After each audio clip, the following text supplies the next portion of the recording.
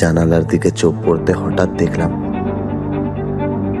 যে এক অস্পষ্ট মূর্তি, ঝাপসা,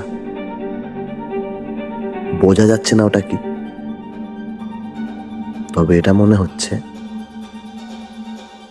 যে আমাদের দিকে খুব ভালোভাবে লক্ষ্য করছে। আমাদের চলা ফেরা গতি, এক একটা জিনিস খুব নিখুঁত ভাবে মাপছে।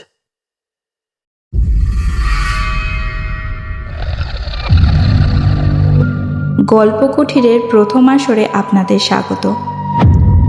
আজ আমাদের এই নতুন পথ চলার শুরুতে আপনাদের নিয়ে যাব এক অন্ধকার অতীতে।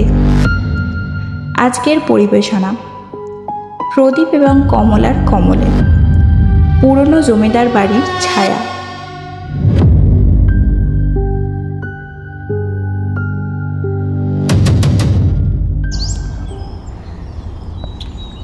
হাই, আমি অয়ন, আর্টসের স্টুডেন্ট, ওপেন ইউনিভার্সিটিতে পড়ি আর পাশাপাশি ক্যাব ড্রাইভার। বন্ধু বান্ধব খুব একটা নেই, কারণ বড় হওয়ার সাথে সাথে ব্যস্ততা বেড়েছে আর বন্ধুদের থেকে দূরত্ব তৈরি হয়েছে। এখন বন্ধু বান্ধব বলতে সৌমেন আর রায়। সৌমেন আমার ছোটবেলার বন্ধু। আমরা দুজন এইচএস কমপ্লিট করার পর একই সাবজেক্ট নিয়ে একই কলেজে ভর্তি হই, আর সেখানেই গিয়ে আমাদের পরিচয় হয় রায়ের সাথে। এখন আর জীবনে সেরকম হাসি ঠাট্টা নেই, কিন্তু পুরোপুরি হারিয়েও যায়নি এই দুই বন্ধুর জন্য। কিছুদিন ধরে ভাবছিলাম যে এই একঘেয়ে প্রতিদিনের বোরিংনেসটাকে কাটানোর জন্য কোথাও দিয়ে একটা ঘুরে আসলে খুব একটা মন্দ হয় না। আর সেই কারণে আজকে বিকালে সৌমেন আর রায়কে ডাকলাম সোমনাথদার চায়ের আড্ডায়।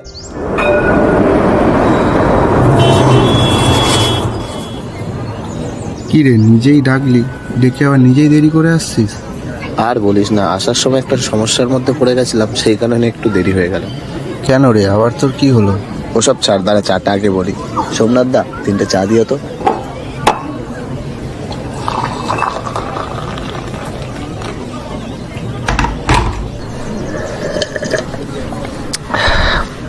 এবার যেটা বলছিলাম যে বছর ঘুরে 6টা মাস কেটে গেল, এখনো পর্যন্ত আমরা কোথাও ঘুরতে গেলাম না। আমার তো ভাই আর ভাল লাগছে না, কোথাও একটা চল গিয়ে ঘুরে আসি। তোরা যদি দীঘা বা পুরীর কথা বলিস তাহলে কিন্তু আমি যাবো না। এই দীঘা পুরী যাওয়ার ইচ্ছা আমারও নেই। আমি চাইছি একটা গ্রাম টাইপের সুন্দর জায়গা। চল তাহলে একটা কাজ করি, আমার মামার বাড়ি থেকে ঘুরে আসি। ওখানে খোলা মাঠ, জঙ্গল, নদী সবই আছে। আর সব থেকে বড় ব্যাপার হলো ওখানে এ শহরের মতন কোলাহল ব্যাপারটা নেই। শান্ত, স্নিগ্ধ, মনোমুগ্ধ পরিবেশ, আর রাতের বেলায় বেশ অ্যাডভেঞ্চারের মজা নিতে পারবো। আমার কিন্তু এতে মত নেই। একে তো গ্রাম, আর আমি শুনেছি গ্রামের দিকে ভূত প্রেত থাকে। আমার ওসবের বাবা খুব ভয়, আমি যাব না। সত্যি তুই এখনো ভূত প্রেতে বিশ্বাস করিস? যদি ভূত প্রেত বলে কিছু থাকতো তাহলে গ্রাম বাংলায় মানুষজন থাকতো না। ওসব আজকালকার দিনে কিচ্ছু হয় না। তুই চল তো, ব্যাংক কিচ্ছু হবে না। আর আমি আর অয়ন তোর সাথেই তো আছি নাকি? চল তো, ওসব ভূত ফুত বলে কিছু হয় না। শেষমেশ একটু জোর করাতে রায়ও আমাদের কথা ফেলতে পারলো না আর যাওয়ার জন্য রাজি হয়ে গেল। তবে একটা শর্ত দিয়েছে যে সৌমেনের ক্যামেরা দিয়ে ওকে অনেক ছবি তুলে দিতে হবে। তাহলে আমরা শেষমেশ যাচ্ছি, কিন্তু আমরা বেরোবো কবে? চল তাহলে শনিবার দিনই যাওয়া যাক। আর বেশি দেরি করেও বা লাভটা কি? বেশ, তাহলে তাই হোক। শনিবার দিন সকাল সকাল সবাই রেডি হয়ে থাকিস, কেউ দেরি করিস না, বিশেষ করে তুই রায়। তাহলে এখন বাড়ির দিকে যাওয়া যাক। আর সৌমেন, তুই বাড়ির দিকে ফোন করে জানিয়ে দিস কিন্তু। আরে হ্যাঁ, তোকে এসব নিয়ে চিন্তা করতে হবে না। আর এমনিতেও প্রথমবার তোরা আমার মামার বাড়িতে যাচ্ছিস, আগে থেকে না জানিয়ে রাখলে তোদের আপ্যায়ন করবে কি করে বল? ঠিক আছে, চল, টাটা। আর রাই, তুই বড্ড দেরি করিস, এইবার প্লিজ ঝোলাস না। তারপর সেই কথাই থাকলো, সবাই যে যার মতো বাড়ি চলে গেল। গিয়ে আমার তো আর তর সইল না। সেই দিনই আমি সব জামা কাপড় গুছিয়ে নিলাম, কারণ হাতে মাত্র আর একটাই দিন বেঁচে। সেই দিনটাও যে মধ্যিখানে কিভাবে কেটে গেল টেরই পেলাম না। আজ শনিবার, ঘড়ির কাঁটায় এখন সকাল 6টা। আগের দিন তেল ভরে রেখেছিলাম, তাই আর বেশি দেরি না করে সোজা বেরিয়ে গেলাম রায়ের বাড়ির দিকে।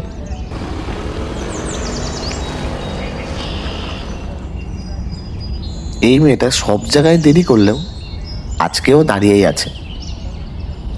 পৌঁছানো মাত্রই রায় বলে উঠল, তোরাও না কত দেরি করিস, কতক্ষণ ধরে দাঁড়িয়ে আছি, তোদের কোনো ধারণা আছে? আবার বলিস আমি নাকি দেরি করি। তারপর ওখান থেকে সোজা চলে গেলাম সৌমেনকে তুলতে। কিরে রাই, খুব তো যাবি না বলছিলি, এখন তো দেখছি তোরই আর তর্স হয়েছে। জানি না ঘুরতে যাওয়া আমাকে টানছে কিনা, কিন্তু তোর ক্যামেরায় ছবি তোলার লোক আমাকে টানছে। তারপর এভাবেই বিগত 11 কিলোমিটার আসার পর আমার খিদে পেয়েছে। সকালে তাড়াহুড়ো করে বেরোতে গিয়ে এটা মাথাতেই ছিল না যে কিছু খাওয়া হয়নি। তাই সৌমেনকে বললাম, তোরা সকালে কিছু খেয়ে এসেছিস? সৌমেন উত্তর দিল, আমি বাড়ি থেকে খেয়ে এসেছি, কিন্তু চা আর একটা সিগারেট হলে ব্যাপারটা মন্দ হয় না। চা খেতে আমারও ইচ্ছা করছে। ওই তো সামনে একটা ধাবা দেখা যাচ্ছে, চল সেখানেই যাই। আর কোনো দিকে না তাকিয়ে সোজা ওখানেই গিয়ে দাঁড়ালাম। উফ, মাজা কোমর সব ধরে গেল। আমার খুব জোরে খিদে পেয়েছে, আগে আমি কিছু খাবো, তারপর দেখছি চা খাবো কিনা। তোরা কি খাবি কিছু নাকি শুধু চা খাবি? আমি চা ছাড়া আর কিছু খাবো না। দেখ কি কি আছে, যদি পছন্দ হয় খাবো। দোকানদারকে জিজ্ঞেস করলাম, দাদা খাবার কি কি আছে? বাবু, বাটার টোস্ট আর ডিম টোস্ট হবে। আচ্ছা, তাহলে 2 বাটার টোস্ট আর একটা চা দিন। তারপর খাওয়া দাওয়া করে কিছুক্ষণ বসে আবার রওনা দিলাম। কিন্তু গাড়ির কাছে পৌঁছাতেই পড়লাম এক সমস্যায়।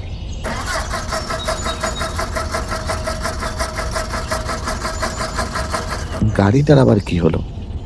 আমি তো সকালে সব চেক করেই বেরিয়েছিলাম। সৌমেন, তুই একবার চেক করে দেখ তো কি হয়েছে।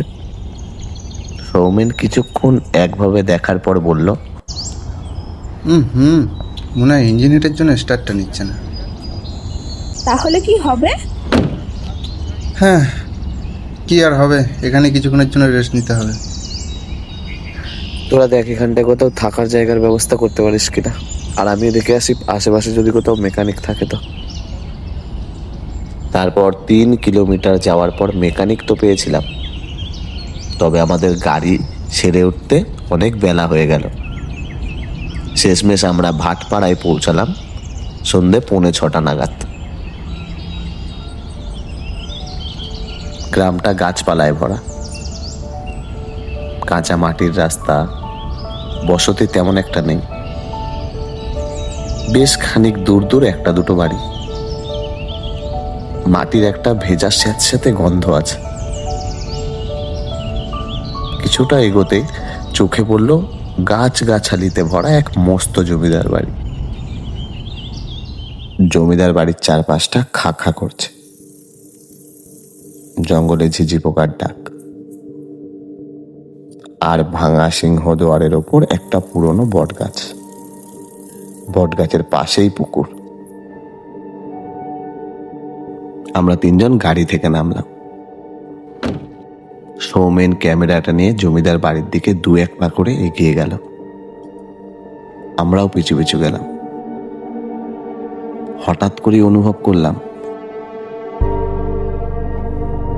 চারিদিকে গা ছমছমে, কেমন যেন একটা বদ্ধ আবহাওয়া, যেন দম আটকে আসছে। শ্যাওলা ধরা থামগুলো যেন চুপচাপ সব দেখছে। বড় লোহার গেটটা হাঁ করে খোলা।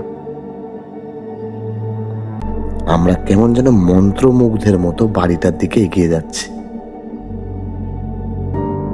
বাড়িটাকে দেখে মনে হচ্ছে যে কোনো এক অদৃশ্য ছায়া পুরো বাড়িটাকে আঁকড়ে ধরে রেখেছে। জানালার দিকে চোখ পড়তে হঠাৎ দেখলাম যে এক অস্পষ্ট মূর্তি, ঝাপসা, বোঝা যাচ্ছে না ওটা কি। তবে এটা মনে হচ্ছে যে আমাদের দিকে খুব ভালোভাবে লক্ষ্য করছে। আমাদের চলা ফেরা গতি, এক একটা জিনিস খুব নিখুঁতভাবে মাপছে। এমন সময় হঠাৎ সৌমেনের ফোন বেজে উঠল, আর ওপার থেকে কণ্ঠ আসলো, বাবা সৌমেন, সন্ধে তো প্রায় হয়েই এলো, কত দূরে আছো তোমরা? এই তো মামা, আমরা গ্রামে ঢুকে পড়েছি। আচ্ছা বাবা, তোমরা তাহলে সাবধানে এসো, রাখলাম আমি তাহলে। এই বলে মামা ফোনটা রেখে দেয়, আর আমরা আবার বেরিয়ে যাই মামার বাড়ির উদ্দেশ্যে। অবশেষে গিয়ে পৌঁছালাম মামার বাড়ির সামনে। গাড়ির ব্রেক কষার আওয়াজ শুনে ঘর থেকে বেরিয়ে আসেন এক ভদ্রলোক। দেখে বোঝা যায় বয়স 50-এর কোঠায়, কিন্তু শরীরের বাঁধুনি এখনো শক্ত। কপালে রোদে পড়া হালকা ভাঁজ, যা ওনার অভিজ্ঞ ও পরিশ্রমী জীবনের কথা বলে। চোখে একটা চৌকো ফ্রেমের চশমা,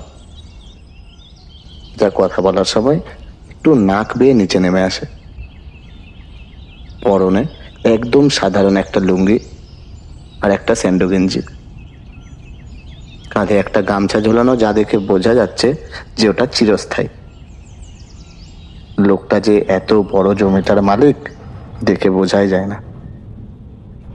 ঘরে ঢুকতেই এক ভদ্রমহিলা সৌমেনকে বলে উঠল, কি রে সৌমেন, কেমন আছিস? আমাদের বাড়িতে তো এখনো আসার সময়ই পাস না। ভালো আছি মামি, আর অফিসের চাপে তেমন কোথাও যাওয়া হয় না, সবই তো জানো। তারপর মামির কথা অনুযায়ী একে একে 3 জন যাই ফ্রেশ হতে। হাত মুখ ধুয়ে এসে সোজা ডাইনিং টেবিলে বসি। মামাও আমাদের সাথেই বসেছেন। রান্নাঘর থেকে মামি পাঠালো চা আর গরম গরম সিঙ্গাড়া। আর সিঙ্গাড়াটা যে এনেছে, ওর কথা তো বলাই হয়নি। ওর নাম দীপালি, সৌমেনের বোন,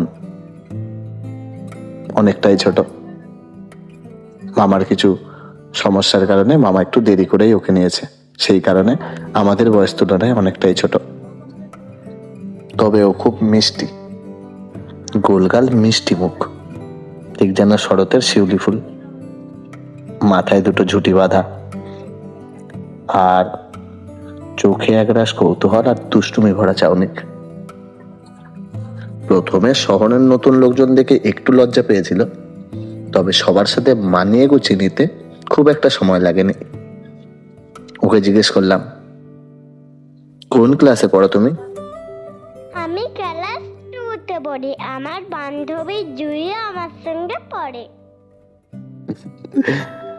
জুই বুঝি তোমার বেস্ট ফ্রেন্ড? সে হ্যাঁ উত্তর দিয়ে আস্তে আস্তে চলে যায় তার মায়ের কাছে রান্নাঘরে। আর এদিকে গরম গরম চা আর সিঙ্গারার সাথে মামার গল্প বেশ জমে উঠেছে।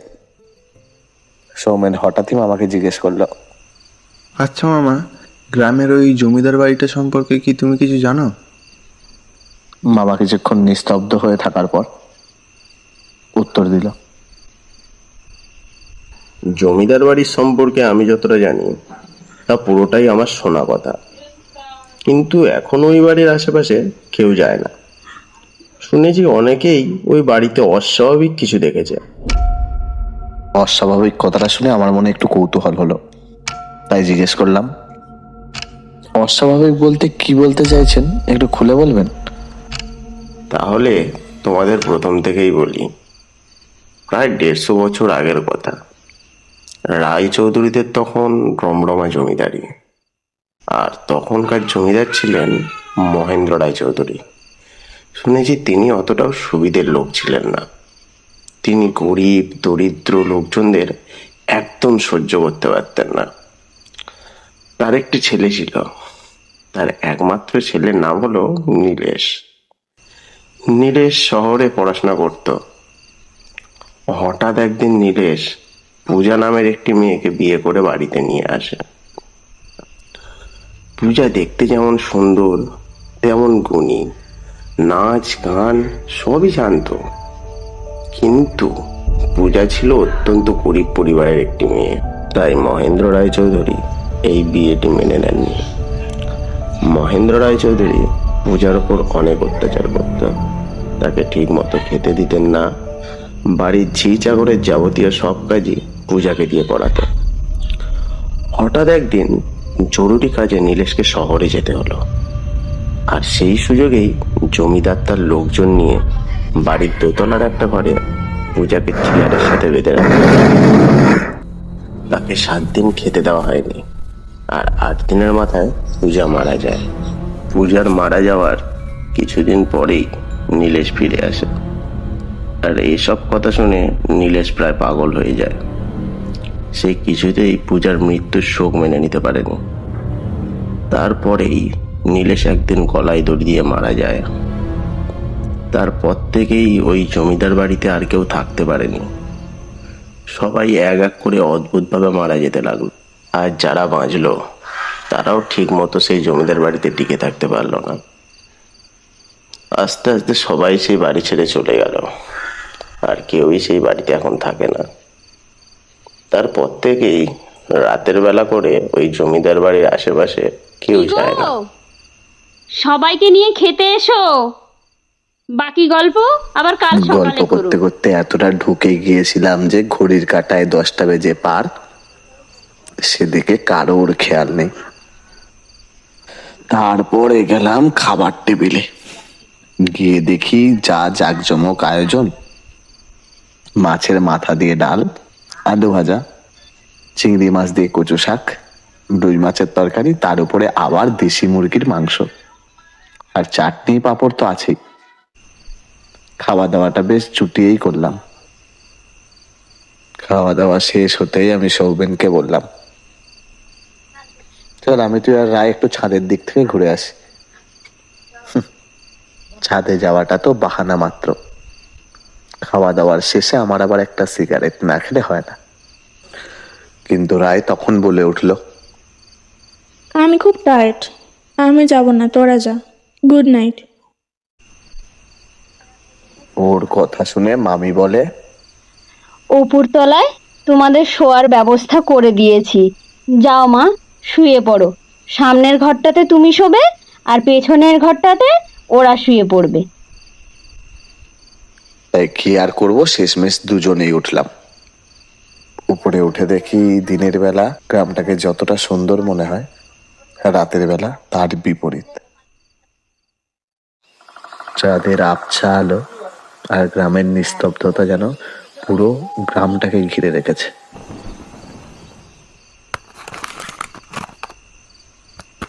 তারপর ছোট গোল ফ্লেকের প্যাকেটটা দিয়ে একটা আমি নিই আর একটা সৌমেনকে দিই। সৌমেন সিগারেটে একটা টান মেরে বলল,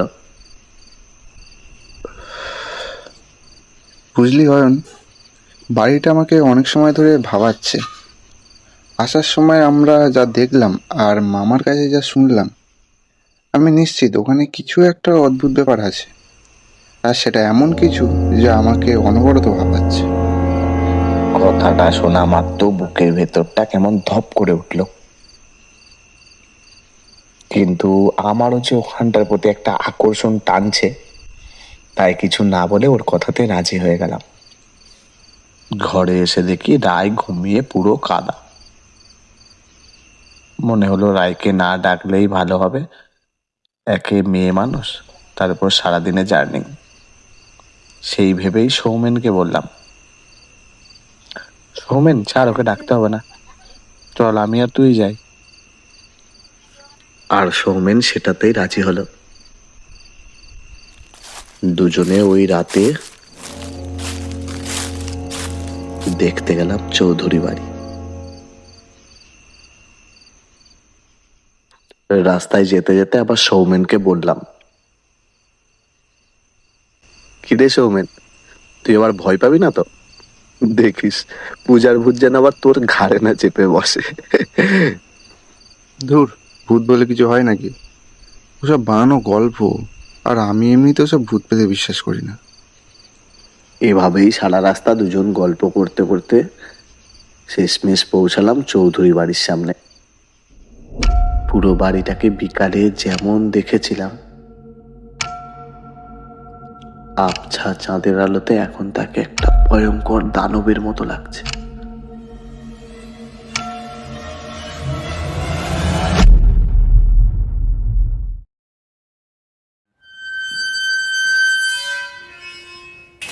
মূর্ছে ধরা লোহার গেটটা পার করলাম। সদর দরজাটা খোলা, যেটা বিকেলে এসে দেখেছিলাম বন্ধ। রক্ত গরম, কিন্তু তবুও একটু ভয় তো পেয়েছিলাম সেই সময়। দেখে মনে হচ্ছে যে কেউ খুব ভালো করে জানতো যে আমরা এখানে আসব,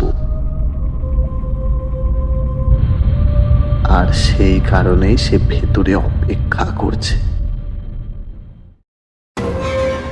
আজকের মতো এই পর্যন্তই। পরের পর্ব আবার আসবে সামনের শনিবার ঠিক রাত 9টায়। যদি এই রহস্য সফর আপনাদের ভালো লাগে তবে আমাদের এই নতুন কুঠিরে জুড়তে ভুলবেন না। চ্যানেলটিকে সাবস্ক্রাইব করে আমাদের পাশে থাকুন।